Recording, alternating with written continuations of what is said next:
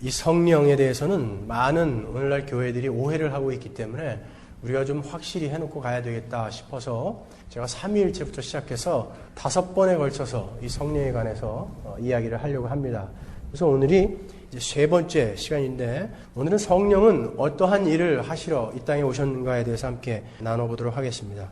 여러분, 성경은요, 원형을 설명하기 위해서 모형을 들어서 설명하는 경우가 종종 있습니다. 그러니까 원형인 어떤 것을 설명하기 위해서 모형을 들어서 설명을 하는 경우가 있다고요. 그러니까 하늘이라는 원형을 설명하기 위해서 이 하늘을 모형으로 에덴을 만들고, 이 하늘을 모형으로 성막을 만들고 성전을 짓게 하고 우주를 창조하신 것을 우리가 알 수 있죠. 그리고 예수 그리스도를 설명하기 위해서 모세와 다윗과 엘리야의 삶을 이 성경에 기록해 놓음으로 해서 이 예수 그리스도의 삶이 어떠한 것인지를 우리에게 먼저 힌트를 하고 계시다는 것이죠. 그래서 우리는 성경에서 이 원형을 타입이다 라고 이야기해요. 타입. 그리고 이 원형은 아니지만 이 원형을 비슷하게 흉내낸 그것을 모형을 우리가 엔타이타입이다 이렇게 이야기한다고요. 근데 우리가 적 그리스도를 엔타이크라이스트라고 이야기하잖아요. 그러니까 엔타이크라이스트, 이 적 그리스도는 뭐 머리에 뿔이 달리고 검은 망토 입고 입에서 침 질질 흘리면서 무섭지 이렇게 오는 게 아니란 말이에요. 엔타이크라이스트는 하나님과 가장 비슷한 모습으로 우리에게 온다라는 것입니다. 그래서 그의 이름이 바로 엔타이크라이스트인 거예요. 하나님의 흉내를 비슷하게 내지만 본질과 핵심에서 벗어난 그러한 종교 행위를 하게 만드는 그러한 역할을 하는 게 바로 엔타이크라이스트라고요. 거기에 속은 사람들이 열심히 나는 신앙생활을 했다고 했는데 나중에 가보니까 내가 너를 도무지 알지 못하겠다. 그 자리에 가게 되는 그것이 바로 엔타이크라이스트의 역할이란 말이죠. 여러분, 사탄은 광명한 천사의 모습으로 우리에게 온다고 그래요. 성경이 그렇게 이야기하고 있지 않습니까? 사탄은 어떤 무시무시한 우리를 박해하는 그런 모습으로 오는 게 아니라 사탄도 IQ가 있는데 기독교인들은 일단 그런 박해가 가해지면 더욱더 강해진다는 것을 사탄은 안다고요. 그러니까 가장 하나님과 비슷한 모습으로 우리에게 와가지고 우리를 미혹시키는 방법을 쓴단 말이죠. 그의 이름이 그래서 엔타이크라이스트란 말이에요. 마태복음 7장 21절로 가보겠습니다. 나더러 주여 주여 하는 자마다 천국에 다 들어갈 것이 아니요 다만 하늘에 계신 내 아버지의 뜻대로 행하는 자라야 들어가리라. 그날에 많은 사람이 나더러 이르되 주여 주여 우리가 주의 이름으로 선지자 노릇하며 주의 이름으로 귀신을 쫓아내며 주의 이름으로 많은 권능을 행치 아니하였나이까 하리니 그때에 내가 저희에게 밝히 말하되 내가 너희를 도무지 알지 못하니 불법을 행하는 자들아 내게서 떠나가라 하리라. 그날에 많은 사람이 예수님께 이르되 주여 주여, 내가 다른 사람 이름도 아니고 주 예수님의 이름으로 선지자 노릇했습니다. 목사 노릇했다는 거예요. 주 예수의 이름으로 나는 목사 노릇했고 주 예수의 이름으로 귀신을 쫓아냈으며 주 예수의 이름으로 많은 권능과 이적과 기사를 행했지 않습니까? 그런데 나를 모르다니요. 그랬더니 예수님이 뭐라 그럽니까? 내가 너희를 도무지 알지 못하니 불법을 행하는 자들아 내게서 떠나가라 하리라. 그렇게 많은 권능과 이적과 기사를 행했음에도 불구하고 예수님에게 나는 도대체 모르겠다라는 대접을 받는 그러한 자들이 바로 엔타이크라이스트의 미혹에 빨려 들어가서 거기에 합류한 자들이란 말이에요. 그래서 그들은 죽을 때까지 나는 바로 예수를 믿는 줄 알고 쫓아가는 거예요. 그러니까 이들이 이렇게 예수님 앞에 당당히 서가지고 내가 당신 앞에 드린 헌금이 얼마고 내가 주일을 하루라도 빼먹은 적이 있습니까? 내가 선교를 안 갔습니까? 근데 나를 모르다니요. 내가 사람들 안수해서 그들에게 귀신이 쫓아갔고 내가 사람들 안수해서 그들에게 병이 난 건 못 보셨습니까? 안진뱅이가 일어나고 장님이 눈을 떴는데 나를 모르다니요. 그들은 그게 분명히 예수 믿는, 바르게 예수 믿는 방법인 줄 알고 쫓아갔다는 거예요. 그런데 예수님은 내가 너희를 도무지 알지 못하니 불법을 행하는 자들아 내게서 떠나가라. 지옥 가라는 거예요. 여러분은 혹시 이러한 불법을 행하는 자들, 그들이 가는 길을 쫓아가고 계시진 않습니까? 만약에 아니라면 무엇 근거로 그렇게 확신하십니까, 여러분? 우리는 얼마든지 열심으로 위장된 그런 신앙생활이 아닌 종교 행위에 만족할 수 있다고요. 여러분, 우상을 섬기는 자들이 행하던 것들이 버젓이 교회에 들어와서 섞여버렸어요. 근데 그런 것들을 하면서 많은 사람들이 나는 신앙생활 잘하고 있다라고 착각한단 말이에요. 이런 십자가와 은혜와 예수 그리스도라는 그런 본질을 벗어나서 그냥 어떤 행위에 만족하는 그런 사람들은 바로 불법을 행하는 자들의 그 길에 서게 된단 말이죠. 열왕기상 18장 25절 보시면 저희가 그 받은 송아지를 취하여 잡고 아침부터 낮까지 바알의 이름을 불러 가로되 바알이여 우리에게 응답하소서 하나 아무 소리도 없고 아무 응답하는 자도 없으므로 저희가 그 쌓은 단 주위에서 뛰놀더라. 바알과 아세라 선지자들 850명과 엘리야가 지금 싸우는 장면이에요. 바알과 아세라 선지자들이 자기들이 믿는 그 신에게 자기들이 원하는 것을 빨리 들어달라고 애걸하는 장면이란 말이에요. 그 이방 선지자들, 그런 가짜 목사들이 하는 일이 어떤 것인지 한번 보란 말이에요. 단 주위에서 뛰놀더라. They danced around. 열린 예배라든지 이런 곳에서 그냥 펄펄 뛰고 난 다음에 스트레스 해소하고 난 다음에 야 오늘 은혜 받았어. 여러분 혹시 그런 경험 없으세요? 우리 교회에서도 뭐 그냥 신나게 찬양하고 춤추고 뛰면서 야 오늘 스트레스 완전히 해소했어. 나이트클럽 갔다 온 거랑 방불한 그러한 것을 은혜라고 착각하는 사람들이 있단 말이에요. 이방신을 섬기는 자들도 그러한 일은 하더라는 것이죠. 오정에 이르러는 엘리야가 저희를 조롱하여 가로되 큰 소리로 부르라. 저는 신인즉 묵상하고 있는지 혹 잠깐 나갔는지 혹 길을 행하는지 혹 잠이 들어서 깨워야 할 것인지 하매 이방신 바알과 아세라가 그들에게 대답하지 않으니까 엘리야가 지금 놀리는 거예요. 야 지금 니네 신이 화장실 갔는지 모르겠다. 빨리 더 크게 불러봐라. 그러니까 그들이 어떤 일을 합니까? 이에 저희가 큰 소리로 부르고 교회 안에서도 그런 거 있죠. 주여 주여 주여 그러고 나서 기도하면은 하나님이 들어주실 것 같은 착각하는 사람들 있잖아요. 의심이 사라져라 주여 50번 하면 의심이 사라진다고. 의식이 사라진다니까요. 천만에요 여러분.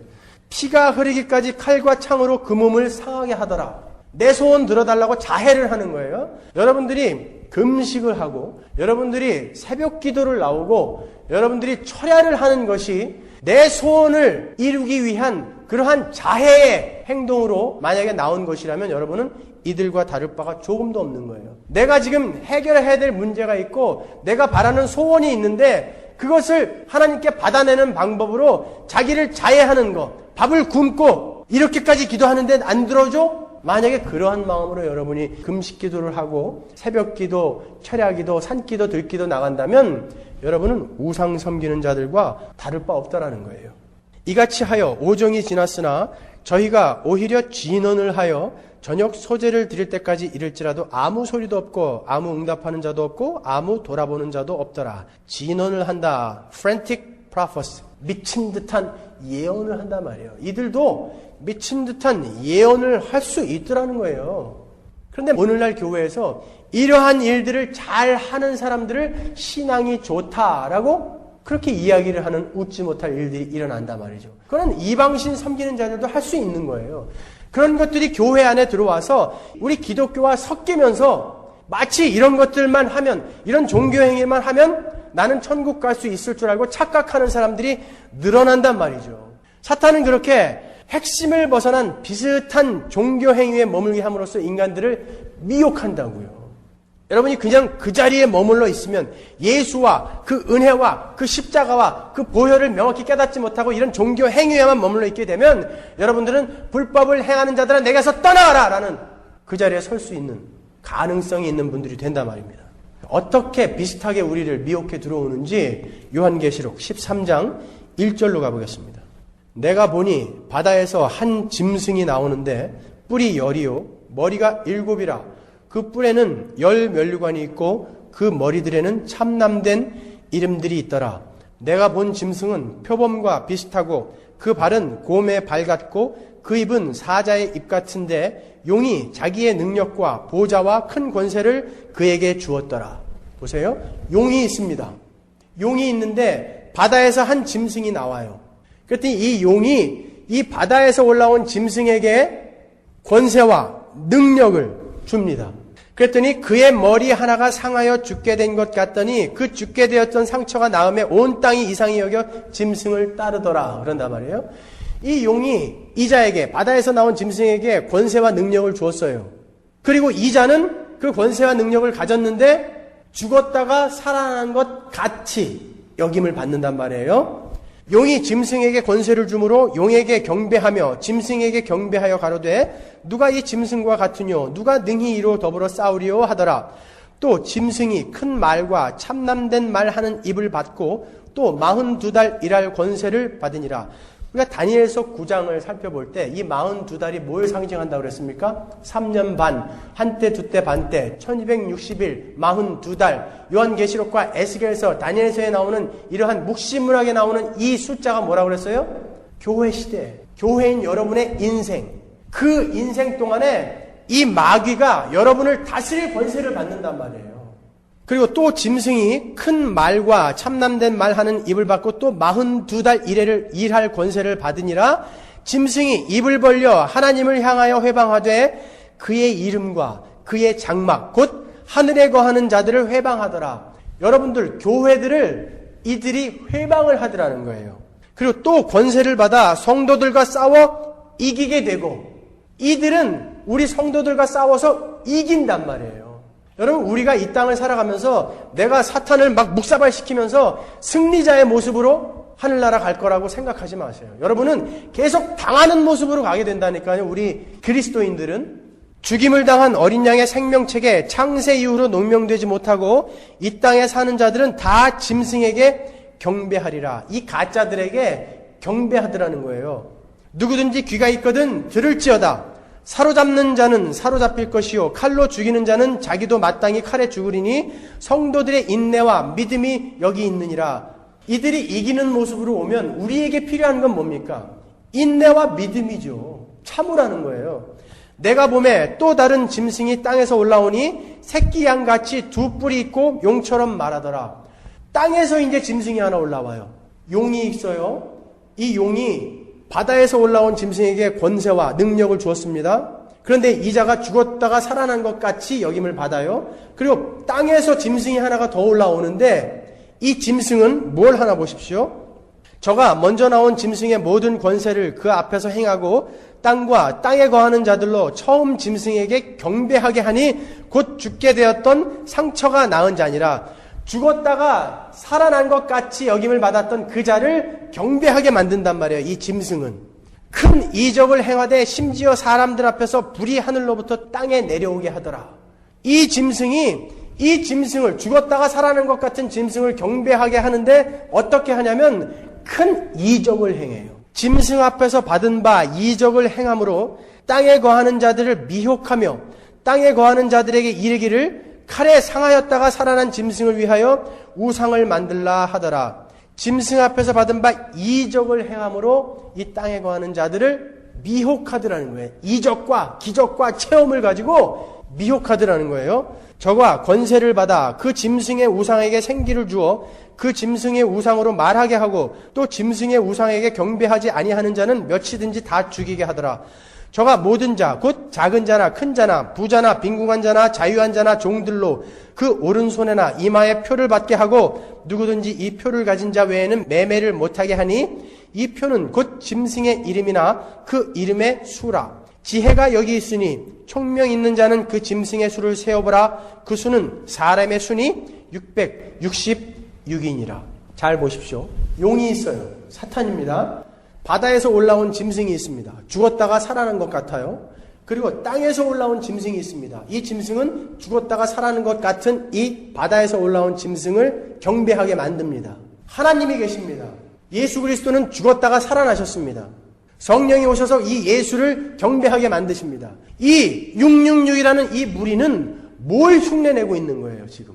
삼위일체 하나님을 그대로 흉내내고 있는 거예요. 성경에서 7이라는 숫자는 뭘 상징한다고 그랬죠? 완전수를 상징한다고 그랬습니다. 그래서 안식일, 안식년 할 때 7이라는 숫자가 사용되죠. 3이라는 숫자는 뭡니까? 삼위일체. 3이라는 숫자는 완전수를 상징하는 것입니다. 그래서 777 하면 하나님을 상징하는 숫자였습니다. 그렇지만 이 하나님의 능력에 미치지 못하면서 비슷하게 흉내만 내는 666을 바로 우리는 그런 마귀의 세력들을 상징하는 것이다 라고 성경은 이야기하고 있는 것입니다. 이 마귀들이 삼위일체 하나님을 그대로 흉내낸다는 것은 어디에 들어와 있다는 거예요? 교회 안에 들어와 있다는 거예요. 세상 사람들은 죽었다가 살아난 자, 무슨 성령, 성부 하나님 관심 없어요. 교회 안에 이 삼위일체 하나님을 그대로 흉내내지만 그 본질과 핵심에서 벗어난 신앙생활을 하게 만드는 엔타이 크라이스트의 세력이 있단 말이에요. 그걸 666이다 이렇게 이야기한단 말이죠. 666이 무슨 통합 아이디다, 바코드다 그런 거 아니에요.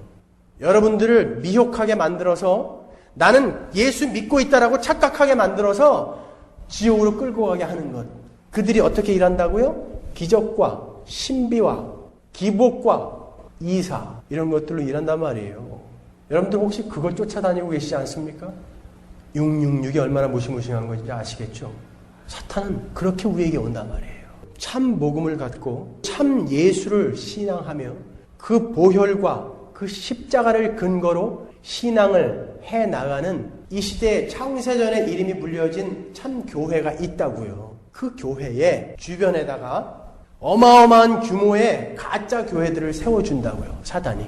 그리고 교회 재산이 너무너무나 막 늘어나게 만들어줘요. 그리고 거기에 가보면 너무너무 재밌어요. 사람들은 그렇게 생각합니다. 이 물질주의적인 세계관, 효율성, 합리주의, 자본주의 이런 것들에 물들어 있는 우리는 하나님이 아니 계시고는 어떻게 저들이 저렇게 복을 받을 수가 있겠는가로 바라보기 시작한단 말이에요. 거기에 비해서 예수 그리스도만을 의지하고 가는 사람들은 이렇게 마귀들에게 당하는 모습으로 가게 된단 말이죠. 그러니까 사람들은 뭡니까? 저 어마어마한 휘황찬란한 그런 교회들의 모습을 보면서 이 참교회의 모습을 자꾸 퇴색시킨다고요, 세상은. 그리하여 그들은 야, 하나님이 계신 곳은 저기지 여기는 아니다 라고 오해하게 만든단 말이에요. 여러분도 혹시 그렇게 생각하십니까? 교회가 사람이 늘어나고 건물이 커지고 재산이 많아지면 거기에는 하나님이 계신 곳이고 늘 꾀죄죄하게 예수만 이야기하며 그분의 십자가만 이야기하며 고난을 감수하자고 이야기하며 복이라는 거 그거는 이 땅에서 우리가 받는 게 아니라 하늘에서 받는 것이다라고 이야기하며 오히려 하나님은 여러분을 아프게 만들어서라도 하나님의 백성으로 만들어 갈 것이다라고 그렇게 이야기하는 그 하나님의 참 교회, 그 교회는 지지들이도 못났다. 그렇게 생각하십니까?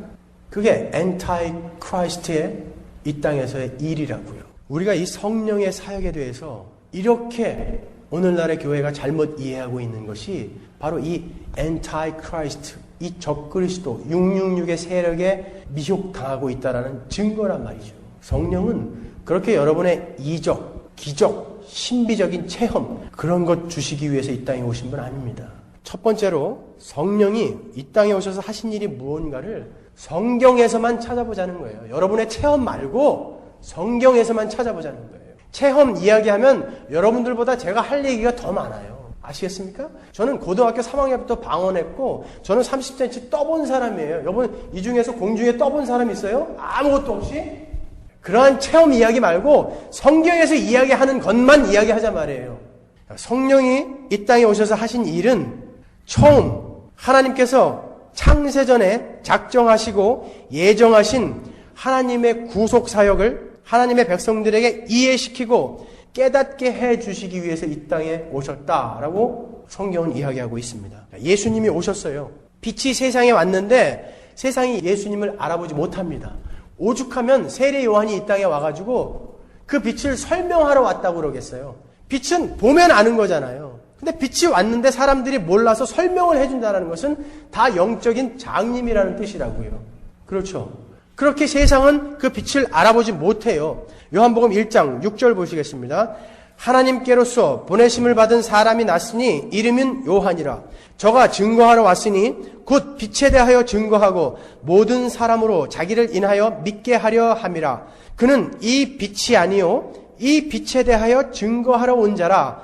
참빛 곧 세상에 와서 각 사람에게 비치는 빛이 있었나니 그가 세상에 계셨으며 세상은 그로 말미암아 지은 바 되었으되 세상이 그를 알지 못하였고 자기 땅에 오매 자기 백성이 영접지 아니하였으나 예수님이 오셨는데 자기 백성들조차도 못 알아보는 거예요. 그러니까 성령이 이 땅에 오셔서 그 예수님이 왜 이 땅에 오셨으며 그 예수님은 누구시며 그 예수님이 하신 일이 무언가 그리고 그 예수님이 하신 일의 결과로 우리에게 주어진 게 어떤 것인가를 설명하러 그 성령이 우리에게 오신 것입니다. 요한복음 14장 26절 보십시오.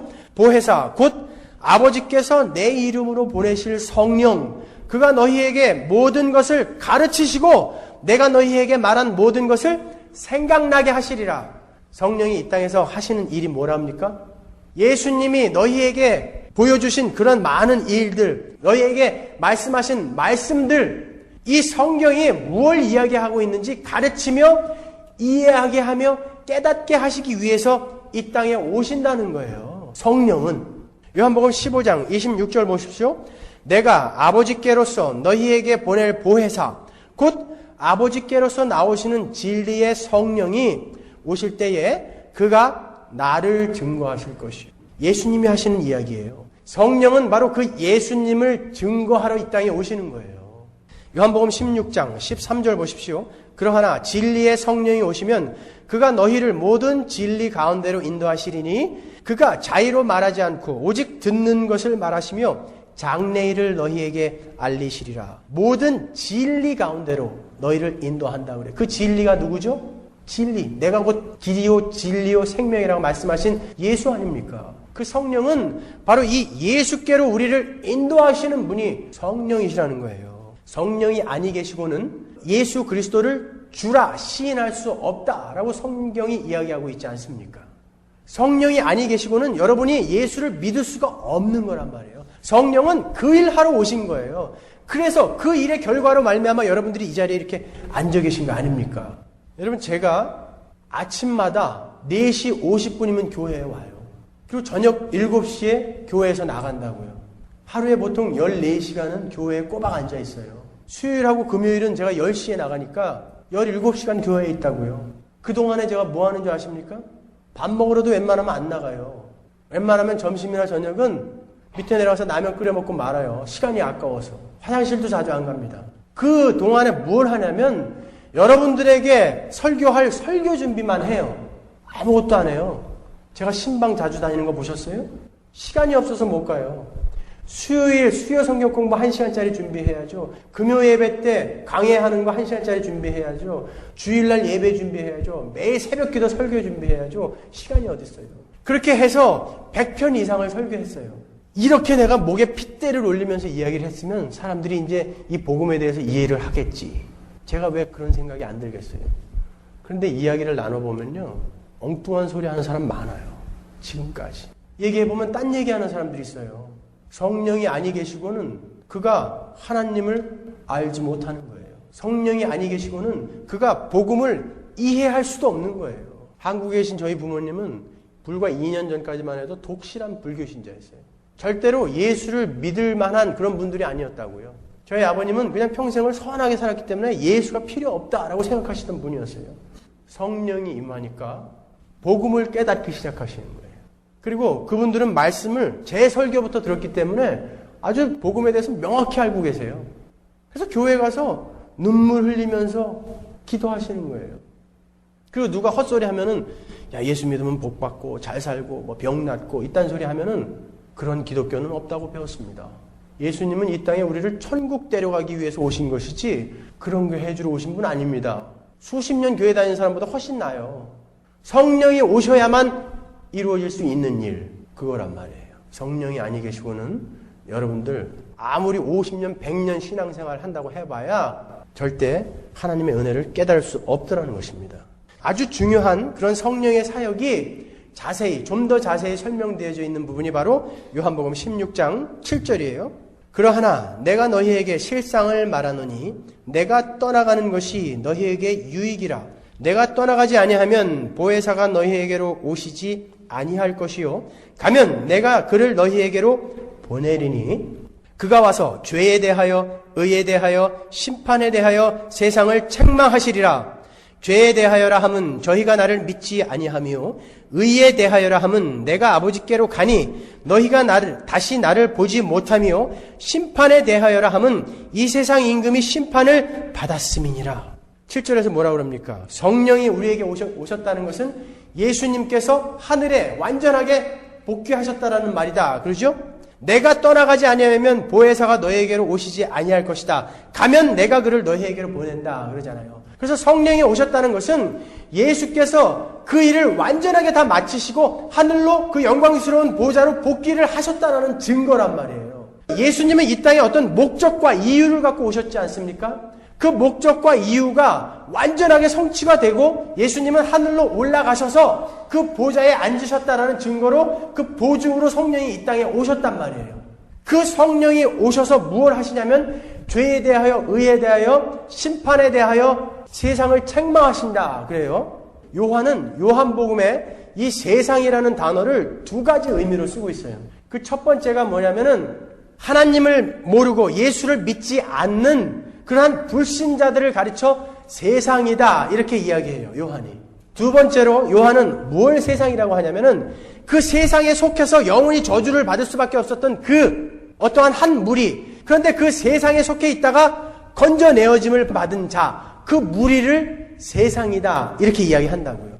그러니까 요한복음 3장 16절에서 하나님이 세상을 이처럼 사랑하사 그러잖아요. 거기에서 그 세상은 바로 후자라고요. 이 세상에 속해서 다 죽을 수밖에 없었던 그 자들 중에 택해 내어짐을 받은 자를 세상이라고 그런다고요.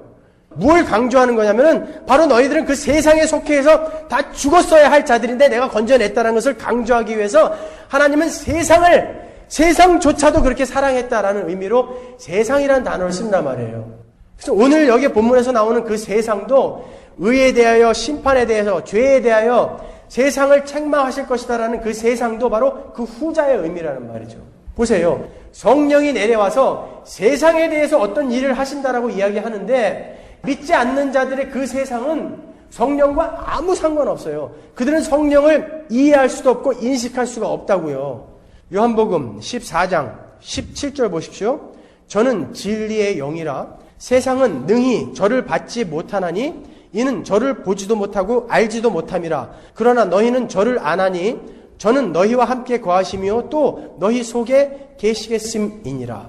세상은 성령을 보지도 못하고 알지도 못하고 인식하지도 못해요. 그러니까 여기서의 이 세상은 바로 그 세상 속에서 건져내어짐을 받은 하나님의 백성들이에요. 그 세상을 책망하러 오신다고 그러죠. 성령은 우리 하나님의 백성들을 책망하러 오시는 분이 아니에요. 여기에서 이 책망하다라는 엘렌코라는 헬라어 원어는 꾸짖다라는 말이 있는 반면에 깨닫게 하다라는 말이 있어요. 여기에서 이 단어의 뜻은 깨닫게 하다라는 의미가 더 적합하다고요. 그러니까 이 오늘 본문의 말씀은 성령은 이 땅에 오셔서 죄에 대하여 의에 대하여 심판에 대하여 우리 하나님의 백성들을 깨닫게 하러 오시는 분이 성령이란 말이에요.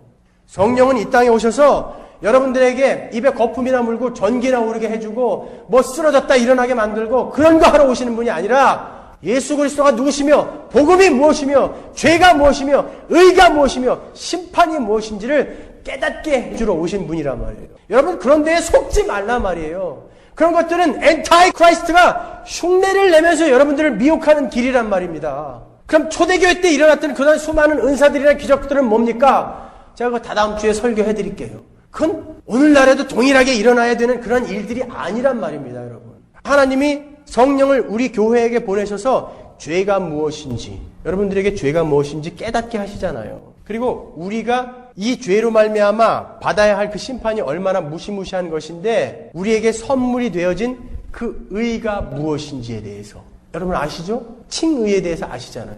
그리고 심판이 무엇인지 세상과 그 무리들은 이미 심판을 받았다 그러죠. 이 본문에서. 세상은 이미 심판을 받았다 그러잖아요. 그들이 받는 그 심판은 무엇이며 우리도 역시 그 심판으로 향할 수밖에 없었던 자들이었다라는 것을 이 성령이 오셔서 알게 해주신단 말이에요. 깨닫게 해주신단 말이에요. 세상은 예수님을 유죄다 판결을 내려서 십자가에 못 박아 죽여버렸어요. 세상은 예수를 유죄다라고 판결을 내려서 죽여버렸다고요. 그런데 하나님이 어떻게 하셨습니까? 이 천지 만물의 주관자이신 하나님이 가장 높으신 그분이 세상이 유죄라고 판결 내려서 죽여버린 그 예수를 살려내셨단 말이에요. 그러면 그 세상을 유죄라고 판결 내린 그 666의 세력들, 그들은 어떻게 되는 거예요?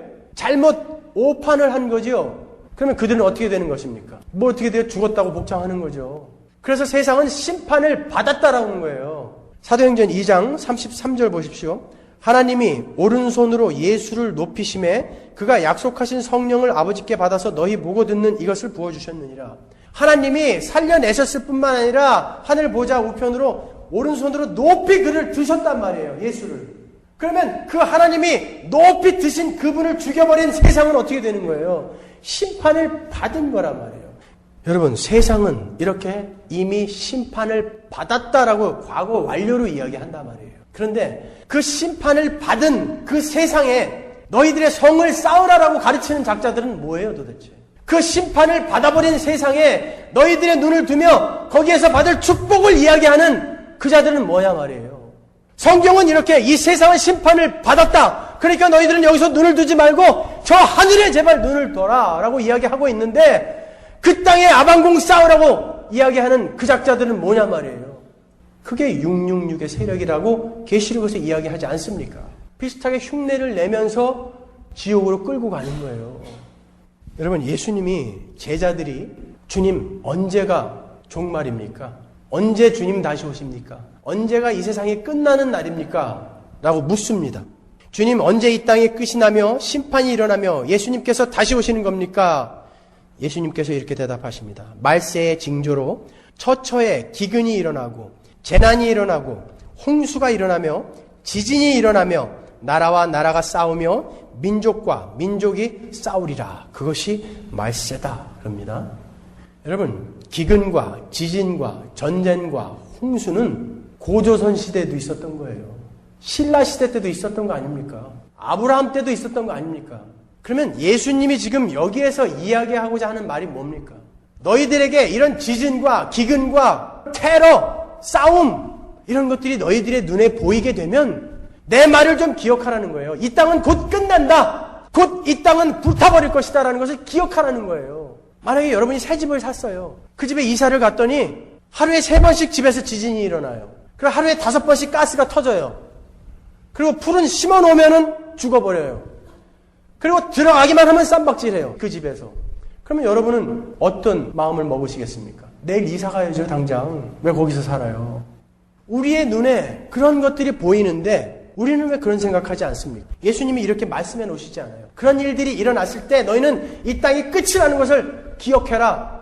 너희는 곧 저 하늘나라로 이사갈 자들이다. 여기에 눈 두지 말고 여기에 정 주지 말고 하늘에 눈 두고 살아라 라는 그러한 말씀으로, 그런 메시지로 예수님이 이렇게 이야기하셨다고요. 세상은 이미 심판을 받았다. 그런데 그 심판받은 세상에 거기에 뿌리박고 잘 먹고 잘 살자라고 이야기하는 자들은 뭐냐 말이에요. 삼박자 축복 이야기하면서 이 땅에서 이 심판받을 세상에서 잘 먹고 잘 살자라고 이야기하는 자들은 누구냔 말이에요. 예수를 이용해서, 하나님 이용해서 어떻게 해서든지 뺏겨 먹자. 그게 기독교냔 말입니다, 여러분. 그러면 그 수많은 우리의 신앙의 선배들, 카타콤에서, 갑바도기아에서, 콜로세움에서 사자에게 뜯겨 먹어 죽고, 화형대에서 죽어가고, 감옥에서 죽어가고, 문둥병 걸려 죽어가면서 예수를 부인하지 않은 그들은 뭡니까? 삼박자 저주받은 자들입니까, 여러분? 여러분, IQ가 50만 넘어도 생각을 해보면 성경이 무슨 이야기를 하고 있는지 명확히 알 수 있을 거 아닙니까? 왜 생각들을 안 하시고 감격할 준비만 해가지고 교회에 오시는 것입니까, 여러분? 여러분은 영원한 생명을 걸고 신앙생활을 하는 거예요. 다시 물를 수 없는 승부를 하는 것입니다. 그런데 여러분이 엔타이 크라이스트의 계열에 서서 그 길을 쫓아가고 있다고 생각해 보세요. 소름이 돋지 않습니까? 여러분이 가야 할 그 지옥이 얼마나 무시무시한 것인지 여러분이 아신다면 도대체 나는 바로 믿고 있는가 매일매일 확인해 볼 거 아닙니까? 그냥 당신은 내 일에 방해나 하지 말고 내 하는 일 그냥 지켜나 봐주시오. 그럼 내가 섭섭히 안 할 테니까. 그러니까 최소한의 헌금 드리고 최소한의 출석해 드릴 테니까 방해만 하지 마시오. 재수없게. 그런 식으로 신앙생활을 하는 사람들이 얼마나 많아요. 영원한 생명을 걸고 진지한 신앙생활을 하는 사람들이 드물다는 것입니다. 성령은 오직 예수, 그 예수를 이해시켜 주시기 위해서 이 땅에 오신 것입니다. 자, 자, 이렇게 성령께서 죄에 대하여, 의에 대하여, 심판에 대하여, 구원과 은혜에 대하여 우리에게 깨닫게 해주러 이 땅에 오신 것입니다. 그리고 성령이 오셔서 하신 일, 두 번째 일은 교회를 세우신 거예요. 교회를 완성시키신 거예요. 여러분이 잘 아는 사도행전 2장의 그 유명한 마가의 다락방 사건 아시죠? 거기에서 120명의 제자들이 불의 혀 같은 성령을 받고 방언을 합니다. 거기에서 이 방언은 외국어라는 뜻이에요. 원어의 뜻은. 그들이 외국어를 하기 시작했어요. 그 무식한 사람들이. 그때는 유대인의 3대 절기 중에 하나라 많은 사람들이 예루살렘에 모여들었다고요. 전 세계에 퍼져 살던 디아스포라들이 다 모여들었다고요. 그러니까 적어도 15개 나라 이상에 퍼져 있던 그 디아스포라들이 모여서 거기에 있었는데 마가의 다락방에서 그러한 이상한 소리들이 나니까 모여들었어요. 그랬는데 이들이 하는 말을 각기 그들이 태어난 나라의 말로 들었단 말이에요. 이들은 헬라어와 아람어를 정확하게 구사했던 사람들이에요. 당시 유대인들은. 이들은 70년 바벨론 포로 기간 동안에 이 바벨론 언어인 아람어를 명확히 구사할 수 있었으며 헬라 문화권, 헬라 문명권 안에 있었기 때문에 헬라어를 정확히 다 알았다고요. 하나님이 무언가 전할 메시지가 있으셨으면 헬라어나 아람어로 했어도 돼요. 근데 왜 각기 난 곳, 자기가 태어난 곳 언어로 듣게 하셨냐 말이에요.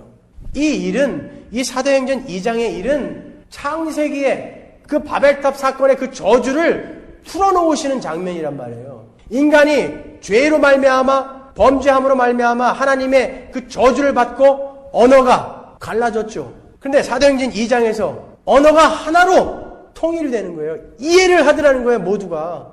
예수께서 이 땅에 오셔서 하나님께서 창세전에 작정하시고 예정하신 일을 완전하게 이루어놓고 올라가셔서 그 성령의 그 보증으로 이 땅에 내려오셔서 봐라, 이제 그 일이 완성됨으로 하나님의 교회가 이 땅에 탄생되었다라는 그 증명으로 그들은 이제 그 저주가 풀린 자들이며 하나이다라는 것을 증명해 주는 게 바로 마가의 이 다락방의 사건이란 말이에요. 성령은 이 땅에 오셔서 교회를 완성시키신 거예요. 성령은 이 땅에 오셔서 여러분들의 병이나 고쳐주고 여러분들의 소원이나 들어주며 여러분들의 어떤 삶의 기적이나 일으켜주는 그러한 일하러 오신 분은 아니란 말입니다. 아픈데 손 얹고 기도해가지고 오늘은 기관지 1000씩 걸린 사람들 낫게 해주라고 하셨습니다. 내일은 신장이 나쁜 사람 낫게 해주신답니다. 하나님이 뭐 매일매일 진료 과목 바꿔가면서 그렇게 고치시는 분이에요? 여러분 생각을 하세요. 생각을.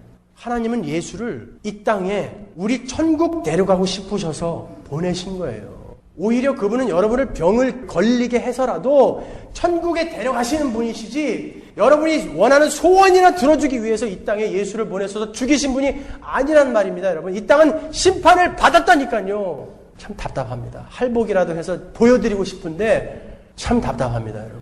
엔타이 크라이스트가 가는 그 길을 그렇게 눈이 멀어 쫓아가는 사람들이 우리 교회에도 있다라는 사실이 저는 참 가슴 아플 뿐입니다. 저는 자신 있습니다. 나중에 진짜와 가짜가 분명히 갈릴 텐데 자신 있습니다. 고린도전서 12장 12절로 가시면 그 성령이 오셔서 하신 일이 무엇인지 명확하게 아주 자세하게 설명해 놓고 있습니다. 몸은 하나인데 많은 지체가 있고 몸의 지체가 많으나 한 몸임과 같이 그리스도도 그러하니라. 우리가 유대인이나 헬라인이나 종이나 자유자나 다 한 성령으로 세례를 받아 한 몸이 되었고 또 다 한 성령을 마시게 하였느니라. 성령으로 세례를 받아서 어떻게 된다고요? 우리가 한 몸이 된단 말이에요. 교회가 된단 말이에요. 우리는 한 몸이 되고 머리가 누구예요? 그리스도와 우리가 한 몸이 되는 거예요. 성령은 오셔서 우리를 이렇게 하나로 만들어 놓으셨단 말이에요. 근데 맨 가짜들 투성이니까 그냥 남의 불행은 나의 행복이에요. 교회 안에서도 다툼과 분쟁과 성령은 오셔서 분명 우리를 하나로 만들어 주셨고 그 안에 한 성령을 흐르게 하셨다는데 왜 이렇게 교회 안에서 시기와 질투와 다툼과 분쟁이 많아요? 틈만 나면 남 욕하느라고 말이죠. 성령은 오셔서 이렇게 명확하게 내가 이 일 하러 왔다고 그리고 나는 완성해 놓았다라고 이야기하는데 이 시대의 교회는 왜 이 모양이냐 말이에요. 맨 가짜들 투성이에요. 맨 가짜들. 여러분 교회라고 간판 걸어놓으면 거기가 다 교회인 줄 아십니까? 성경이 아니라고 이야기하잖아요. 아니라고. 큰 교회는 다 옳은 교회냐고요. 아니라고 그러지 않습니까? 아니라고.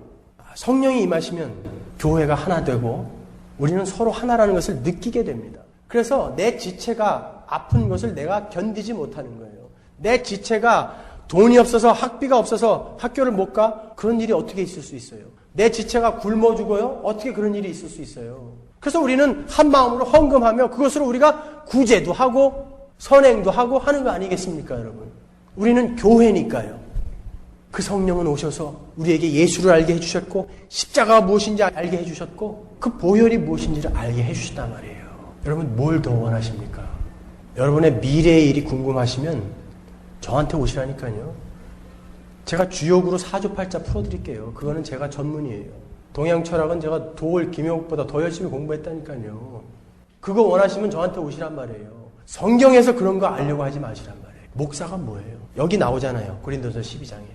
우리는 각 지체로 펑션상 다른 그런 지체로 불림을 받은 거지 목사가 능력 있어서 목사 된 겁니까? 하나님이 특별히 목사만 사랑하시는 거예요? 아니잖아요. 근데 왜 이 시대에 어떤 미친놈들은 여기 서가지고 하나님이 지금 나한테 말씀하시는데 지금 이 자리에 있는 누구 사업 잘 된답니다.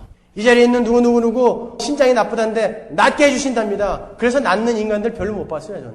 그럼 미친놈들이 목사가 돼가지고 나는 너희들하고 뭔가 좀 다르다라는 것을 자꾸 자랑하고 싶어 한다고요. 거기에 왜 넘어가십니까, 여러분들이?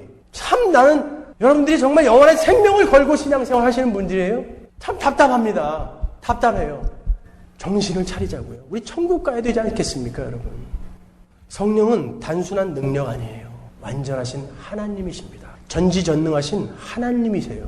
그분은 이 땅에 오셔서 그 구원이 무엇인지 알려주시고 그것을 우리에게 적용시키시는 분이라고요. 그 어마어마한 일을 하러 오신 그 분을 어떻게 이렇게 만홀히 부를 수 있으며 그렇게 소홀히 여기면서 나 간지럼이나 태워달라고 입에 거품이나 물게 해달라고 쓰러졌다 일어나는 게 뭐 이렇게 여러분들에게 중요합니까, 여러분? 저도 100번은 쓰러졌다 일어났어요. 할 거 다 해봤다고요. 그게 저의 신앙생활과 인격에 요만큼도 도움되지 않습니다. 그런데 미혹되지 마세요. 사탄은 그렇게 엔타이 비슷한 모습으로 온다고요. 그렇기 때문에 이 시대의 가짜 교회는 반드시 심판받을 것입니다. 성경이 명확하게 이야기하고 있어요. 심판이 어디에서 일어나는지 아십니까? 교회에서 일어난다는 사실 여러분 명심해 두십시오. 여러분 두려워하셔야 됩니다. 나는 진짜인가 매일매일 확인하셔야 되는 거예요. 교회에서 심판이 일어나는데 그 심판이 얼마나 무시무시한지 아십니까? 하나님이 단 한 놈도 살려두지 말아라. 내가 이마에 표를 찍은 자들 외에는 단 한 놈도 살려두지 말아라. 이야기하신다고요. 에스겔서 9장으로 갑니다. 그룹에 머물러 있던 이스라엘 하나님의 영광이 올라 성전 문지방에 이르더니 여호와께서 그 가는 베옷을 입고 서기관의 먹그릇을 찬 사람을 불러 이르시되 너는 예루살렘 성읍 중에 순회하여 그 가운데서 행하는 모든 가증한 일로 인하여 탄식하며 우는 자의 이마에 표하라 하시고 나의 듣는데 또 그 남은 자에게 이르시되 너희는 그 뒤를 쫓아 성읍 중에 순회하며 아껴보지도 말며 긍휼을 베풀지도 말고 쳐서 늙은 자와 젊은 자와 처녀와 어린아이와 부녀를 다 죽이되 이마에 표 있는 자에게는 가까이 말라. 내 성소에서 시작할지니라. 어디에서 시작한다고요? 성소. 하나님의 교회라 이름 붙여진 곳에서 하나님의 심판이 일어난다고요. 여러분이 만약에 가짜라면 여러분의 목에 칼이 들이닥칠 날이 온다는 거예요. 여러분 진짜입니까? 어떻게 확신하실 거예요? 여러분 진짜 교회 다니고 계신 거 맞아요? 여러분 여기 가짜 교회인지 어떻게 확신하실 것입니까? 여러분 제가 진짜 목사인지 어떻게 확인하십니까? 여러분 늘 여러분을 점검하십시오. 베드로전서 4장 12절 보십시오. 사랑하는 자들아 너희를 시련하려고 오는 불시험을 이상한 일 당하는 것 같이 이상히 여기지 말고 오직 너희가 그리스도의 고난에 참여하는 것으로 즐거워하라. 이는 그의 영광을 나타내실 때에 너희로 즐거워하고 기뻐하게 하려 함이라. 너희가 그리스도의 이름으로 욕을 받으면 복 있는 자로다. 영광의 영 곧 하나님의 영이 너희 위에 계심이라.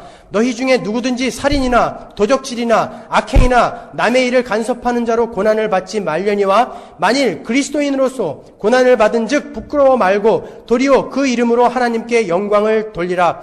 하나님 집에서 심판을 시작할 때가 되었나니 만일 우리에게 먼저 하면 하나님의 복음을 순종치 아니하는 자들의 그 마지막이 어떠하며. 어디서 심판을 시작합니까? 하나님의 집에서 심판을 시작하신다. 여러분 늘 여러분을 점검하십시오. 성경은 우리에게 그 성령이 오신 이유를 이렇게 설명하고 계신 것입니다. 성령은 이 땅에 예수를 증거하러 오셨고 그 복음이 무엇인지를 이해시켜주러 오셨으며 교회를 완성시키러 오셨고 그 교회가 하나 되게끔 예수 그리스도라는 그 머리 아래 붙은 지체로서 우리는 이제 영원히 지옥에 떨어질 수 없는 자로 완성시키러 이 땅에 오신 거예요. 예수님은 하나님 보좌 우편에 지금 계시지 않습니까? 그러면 머리이신 그분이 거기 가 계시면 지체인 몸뚱아리인 여러분은 어디 계신 거예요? 몸뚱아리는 여기 내려다 놓고 머리만 지금 거기 가서 덜렁 가 계신 것입니까? 여러분은 그러한 의미에서 구원을 받았다라고 이야기 되는 거예요. 성령이 오셔서 하신 일이 바로 그거란 말입니다. 그런 어마어마한 엄청난 그러한 성령의 사역 앞에 입에 거품 물고 쓰러지는 거, 그런데 미혹당하지 마십시오, 여러분. 그런 거 아니에요. 기독교는 그런 기독교는 없습니다. 여러분의 영원한 생명 소중하게 생각하십시오. 그 저주가 얼마나 무시무시한 것이며 그 하나님의 놀라우신 영원한 축복이 어떤 것인지 명확히 구분하시고 신앙생활 하십시오.